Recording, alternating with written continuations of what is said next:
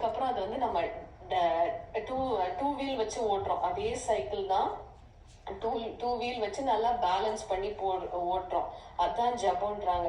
நம்ம அந்த ஜபம் வந்து பூஜை ரூம்ல உட்காந்துதான் 108 தடவை ஃபர்ஸ்ட். அது மினிமம் கவுண்ட் வந்து 108 சொல்றாங்க. அதை நம்ம பிரிச்சோம்னா 36 36 36 இதை மூணே சேர்த்தா உங்களுக்கு 108 வரும். அதை வந்து ஃபர்ஸ்ட் 108 வந்து பூஜை ரூம்ல உட்காந்து கடவுளுக்கு முன்னாடியே பண்ணிடுங்க அப்படின்றாங்க.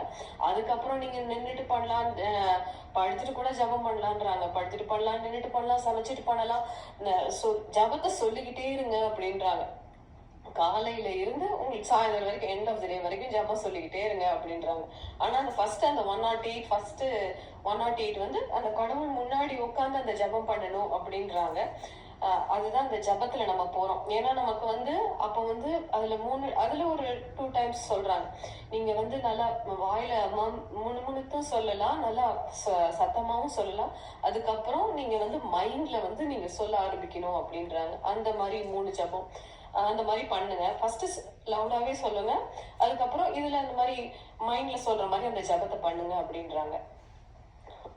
அதே இதுதான் அந்த இதுல அவங்க சொல்ற அந்த ஜபம் இந்த இதெல்லாம் சொல்றது. இப்படி எல்லாம் நமக்கு பண்ண நம்ம வந்து முக்திக்கு ஈஸியா நமக்கு வந்து போயிடலாம் அப்படின்னு அவங்க வந்து சொல்றாங்க.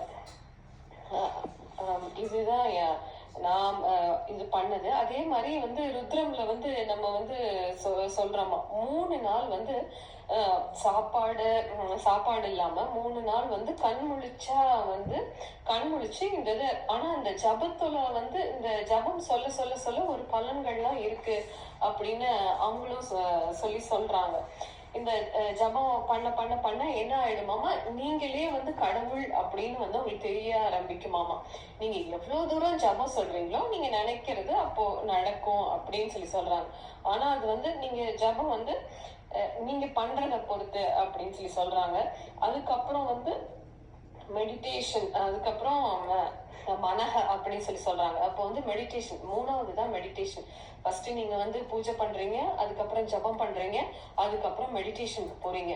மெடிடேஷன் வந்து நல்லா பேலன்ஸ்டு. நம்ம வந்து சர்க்கஸ்ல வந்து எப்படி ஃபர்ஸ்ட் 3 சைக்கிள்ல ஓட்டுறாங்க, அப்புறம் 2 சைக்கிள்ல ஓட்டுறாங்க, அப்புறம் சர்க்கஸ்ல சிங்கிள் வீல்ல வச்சு அவங்க வந்து அந்த கயர்ல வந்து ஓட்டுறாங்க. அப்ப வந்து அவங்களுக்கு நல்ல மைண்ட் வந்து நல்லா ஸ்டேபிள் ஆயிருக்கும். மெடிடேஷன்ல அவங்க உட்கார்ந்தா டக்குன்னு போக முடியும். அதுக்கு அந்த கிருஷ்ணர் வந்து அந்த பகவத்கீதையில சொல்றாரு, சாஃப்ட் கிளாத் போட்டு கீழே உட்காந்துக்கங்க அந்த மாதிரிலாம் சொல்றாரு. அப்போ நீங்க உட்காரும் போது டக்குன்னு மெடிடேஷன் போவீங்க, உங்களுக்கு நல்ல பேலன்ஸ் கிடைச்சிரும் அப்படின்னு சொல்றாரு. அப்ப வந்து உங்களுக்கு மைண்ட், பாடி, இன்டெலெக்ட் அப்படின்னு சொல்றாங்க. உங்களுக்கு வந்து உங்களோட உடம்பு, நம்ம மனசு, நம்ம மனசு வந்து அப்புறம் உங்களோட பாடியும் அங்க இருக்கு, உங்களோட மனசும் அங்க இருக்கு. அதுக்கப்புறம் நீங்க அந்த மூச்சை மட்டும்தான் நீங்க கவனிச்சு பண்றீங்க. அப்போ வந்து உங்களுக்கு எந்த டைவர்ஷனும் இல்லை. இதெல்லாம் தாண்டி வந்துட்டீங்க அப்படின்னா நீங்க மெடிடேஷனுக்கு போகணும். அதான் 3வது இது அப்படின்னு சொல்றாங்க. ஆனா நான் வந்து இப்படி ஃபர்ஸ்ட் 2 இயர் நம்ம பூஜை பண்ணிட்டு, அதுக்கப்புறம் மெடிடேஷன் பண்ணிட்டு, அதுக்கப்புறம் நம்ம ஜபம் பண்ணிட்டு, அதுக்கப்புறம் மெடிடேஷன்ல போனா இப்படி 2 இயர்ஸா பிரிக்க முடியாது. இது எல்லாத்தையுமே டெய்லி பேசிஸ்ல ஒன்னா பண்ணுங்க அப்படின்றாங்க. இப்ப நீங்க ஒரு ஊருக்கு போறீங்க அப்படின்னா எப்படி நீங்க பிரஷ் எடுத்துட்டு போறீங்களோ, அந்த டாய்லெட்டரி கிட் பிரஷ் எடுத்துட்டு போறீங்களோ, அதே மாதிரி இந்த பூஜைக்கு அப்படின்னு சொல்லிட்டு இந்த சாலிகிராமம், இந்த லிங்கம் சொல்றாங்க. எனக்கு அவ்வளவு கரெக்டா தெரியல அந்த வேர்ட்.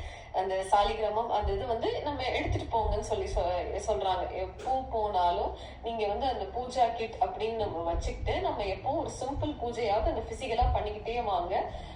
இது எல்லாம் நீங்க 3ம் சேர்ந்து பண்ணும் போது உங்களுக்கு வந்து நீங்க வந்து இந்த மோட்சம் இந்த இதுக்கு நம்ம ரீச் ஆயிடலாம். இந்த ஆக்ஷன் இந்த ஆக்ஷனை பண்ணிக்கிட்டே வாங்க அப்படின்னு சொல்றாங்க.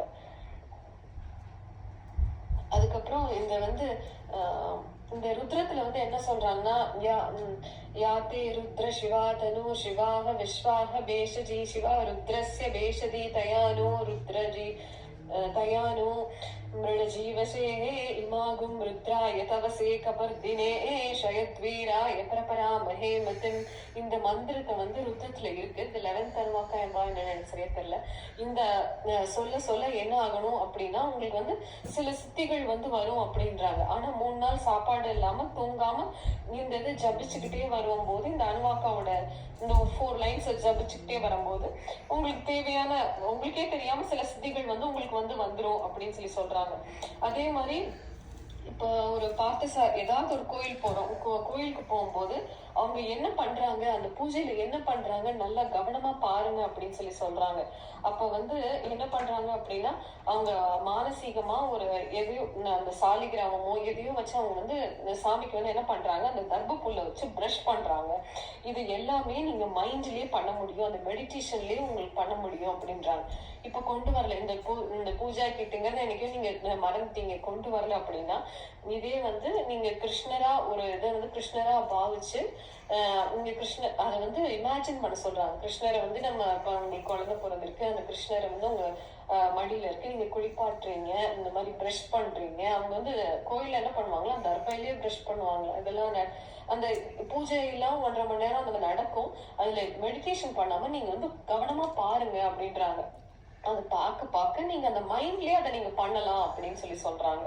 இதெல்லாம் இதுக்கு நமக்கு இந்த கர்மா யோகால இதெல்லாம் பண்ணிருந்தீங்க அப்படின்னா இதெல்லாம் நம்ம முக்தி நம்ம மோட்சத்துக்கு நம்ம போகலாம் அது அப்படின்னு சொல்றாங்க. தேங்க்யூ.